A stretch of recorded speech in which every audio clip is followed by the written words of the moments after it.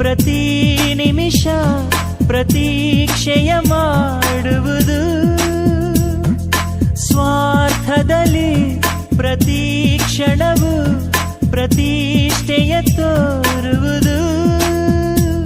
ಎರಡೆರಡು ಭಾವಗಳಿವೆ ಈ ಹೃದಯಕ್ಕೆ, ಎರಡೆರಡು ಭೇದಗಳಿವೆ ಈ ಮನಸ್ಸಿಗೆ.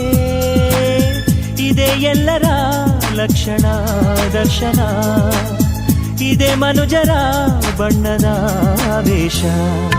ಓ ಸೂರ್ಯ ನಿನಗೆ ನಮನ, ಬಾರಯ್ಯ ಧರೆಗೆ